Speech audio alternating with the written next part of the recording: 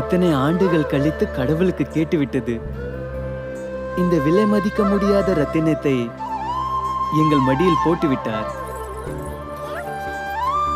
நீங்கள் எங்கள் சந்தோஷத்தின் அளவை கணிக்க முடியாது. இந்த தங்கம் போல் ஜொலிக்கும் இந்த குழந்தை யமுனையில் தாமரை பூவின் நடுவில் உறங்கியபடி எங்களுக்கு கிடைத்தால்,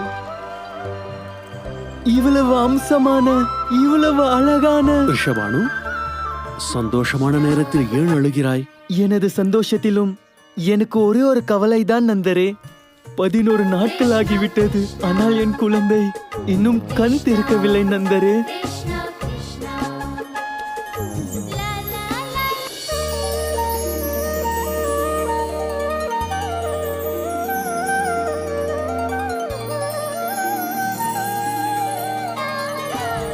எனது மகள் கண் விழித்து விட்டாள்.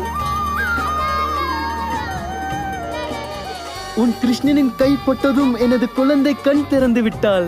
விருஷபானு, உனது குழந்தை கிருஷ்ணனை முதலில் பார்க்க வேண்டும் என்றுதான் தனது கண்களை மூடி வைத்திருந்தாள் என்று நான் நினைக்கிறேன். அதனால் நான் இவளுக்கு பெயர் சூட்டுகிறேன், ராதா. ராதா, அதன் அர்த்தம் கிருஷ்ணனின் தலை சிறந்த ஆராதனை செய்பவள். ஆனால் குருதேவரே, எனக்கு ஒன்று மட்டும் புரியவில்லை.